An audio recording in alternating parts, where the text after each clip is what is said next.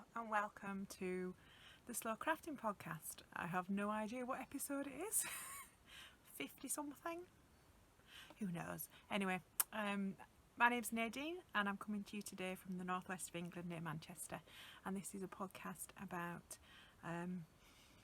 slow crafting and trying to incorporate that slow living, slow crafting agenda, sustainability into my fibre crafts. So knitting, spinning, sewing, crochet, and anything else that takes my fancy in the process. And it's been a while. I know earlier on in the year I did pop in with a quick update and sort of roundup of my plans, vague plans for the year. I can't remember whether that was before or after the girls went back to school for a day and then got sent home again for just over 2 months of homeschooling again. I think making plans for at least the next year is going to be a bit frustrating, but never mind. They are now back at school, touch wood, and they've been back this is their third day back in school after our latest round of national lockdown. I didn't plan on going straight into lockdown and COVID stuff, coronavirus stuff, but might explain why I've been a bit all over the place. Yes, so they're back at school. In terms of getting anything recorded podcast wise while they were homeschooling, was not possible. My other half was carried on working. For those of you not in the UK, or at least not in England, Scotland, Wales and Northern Ireland are slightly different. We're still pretty much in full lockdown, so we're not allowed to, we're encouraged to stay at home wherever possible. So not really popping out for this, that and the other. All non-essential shops are still closed. Non-essential shops and businesses are still closed. The only thing that has changed in the last week is that the children have gone back to school. I think at the end of this month we're looking at some more changes potentially, but it's still a very odd time of not seeing people and not going anywhere and not doing anything. But having the children go back to school has freed up a bit more of my time for podcasting and crafting and making. So this is a good thing. I did struggle a bit with this last lot of lockdown. It was a lot harder than it was the first time around. I think because the school were a bit more regimented in a way on what the children were doing. So they had online lesson Zoom calls to attend sort of twice a day, but obviously with two children doing them at different times, or logistically a nightmare at the same time, it was a bit awkward. And then they had like a proper daily plan of this is the work you should be doing and when, and having to then upload it and get it submitted online and everything else. It just seemed to be, there was a lot less freedom in it, and it was a lot harder. So we were starting work at like 8:30 on a morning and working right through until sort of 4:30 in an afternoon. So by the end of that it was too tired to craft, no time to craft, just want to sleep and eat, get back up again to do it all again the next day. But since then or since I've gone back to school, I've been looking forward to getting back into crafting. Now, I say I haven't done any crafting or knitting or anything, or didn't have time to. I have done bits and pieces here and there. So I finished 3 more of the sort of farmyard hats that I did for a commission. I had thought I'd finished by Christmas, but then the business owner got in contact with me and asked if I'd just do a sort of 3 more. So obviously I had to fit in time to do that, which involved some ridiculously silly bedtimes, as I'm sure anybody who has been trying to work a full-time job whilst doing homeschooling is fully familiar with, because I know a lot of my friends have been sort of trying to squeeze in all the homeschooling during the day, and then once the children are in bed, then trying to squeeze in their full day's worth of work that they haven't managed to get done. So you have my sympathies, anybody who's been trying to do that for the last 2 months, or indeed for the best part of a year. Right, so I did those hats, and sort of on a weekend I've said, right, I'm going to do a bit of knitting and just let the children sit and watch television for a couple of hours, which we don't normally do, but I think we all needed it. Just time to sit and not really do anything. So I will tell you what I've been doing. So one of the first things I was working on is this waistcoat for my partner. I don't know how well you're going to see it. At the minute I've got the back and the left front complete with pocket, because everything needs pockets. The pattern for this is from a really old Debbie Bliss magazine, so I think it's from fall winter 2010, so it's officially 11 years old now. Crikey. And it's this cardigan, but I'm doing it sleeveless, so make it just a waistcoat, because I don't have enough wool to do the full cardigan. And it's the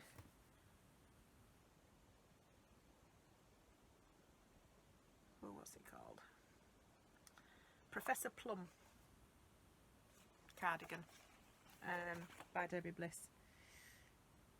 It's basically just a drop shoulder stockinette, slightly shaped drop shoulder actually.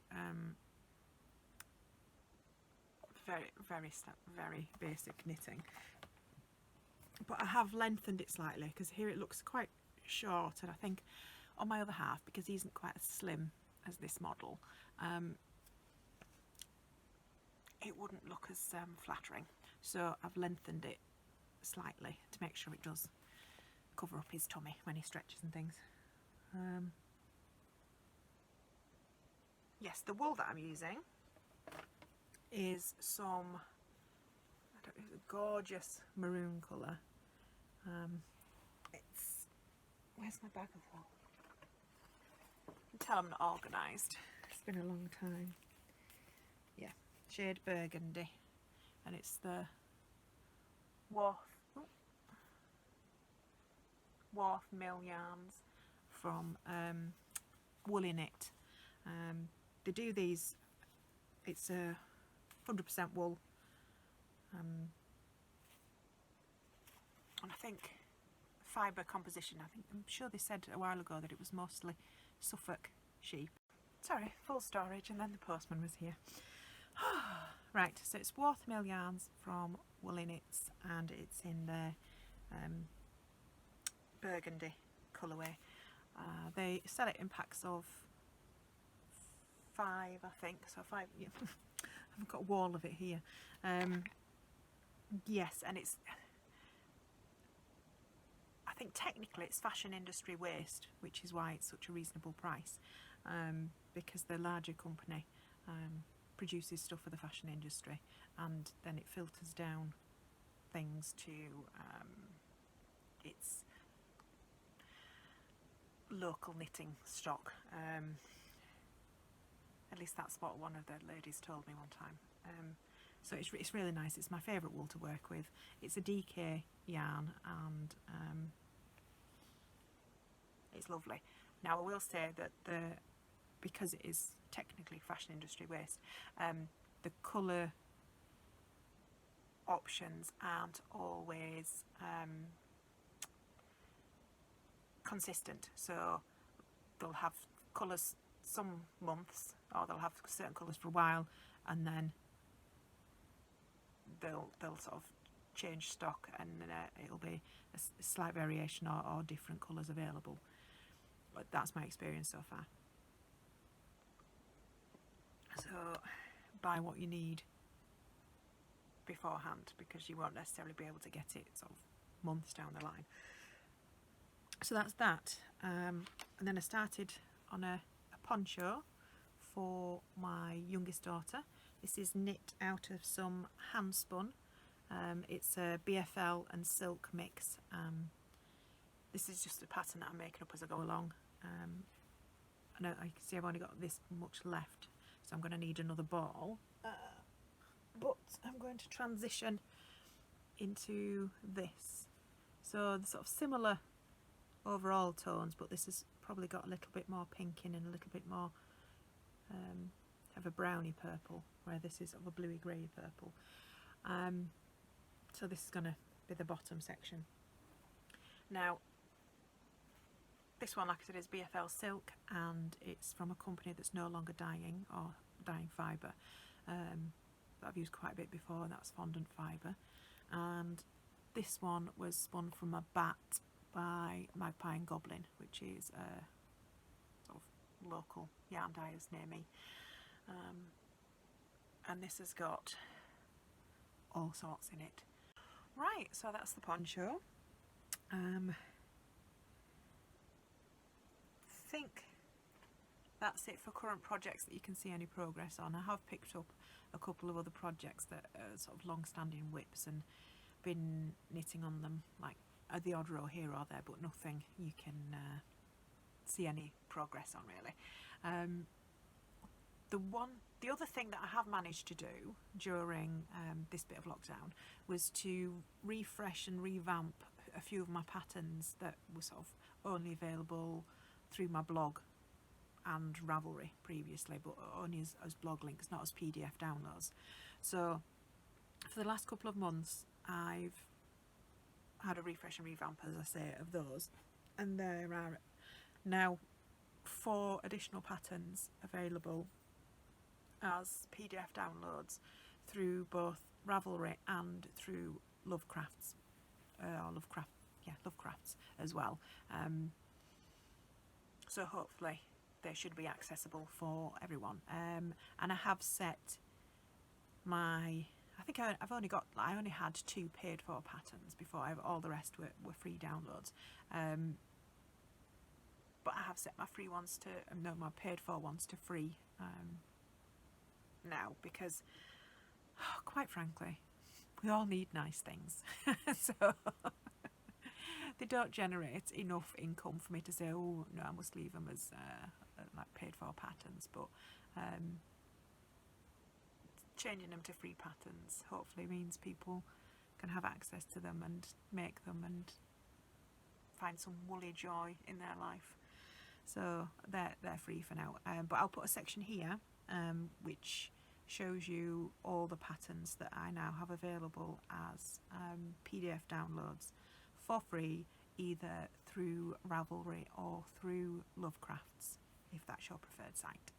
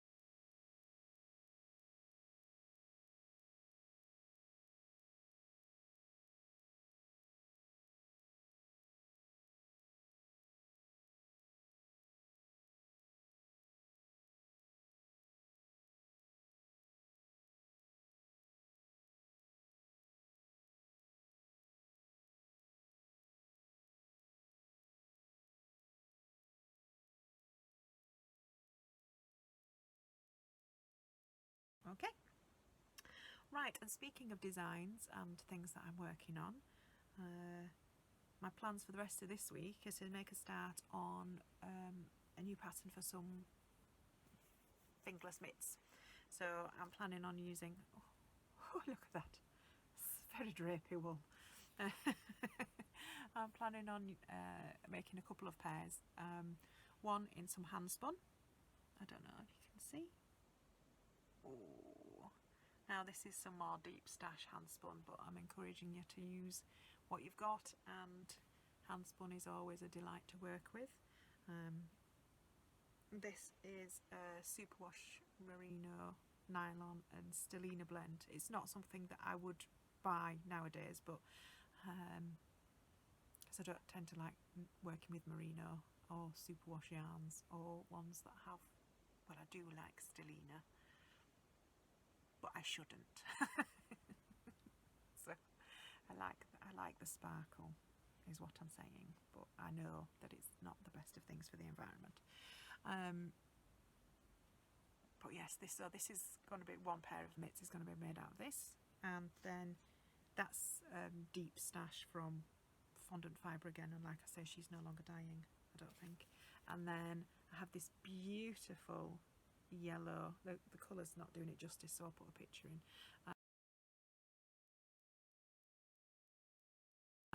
This is from Peyton and Daughter, and they're some they do natural dyeing with a nice range of different fibres. So this one's actually 100% Wensleydale, and oh, it's the most gorgeous yarn, and it's been naturally dyed with onion skins. Now, I won this in a competition during the summer, and I knew that I wanted to make mittens out of it, but I could just cuddle it and pet it and love it.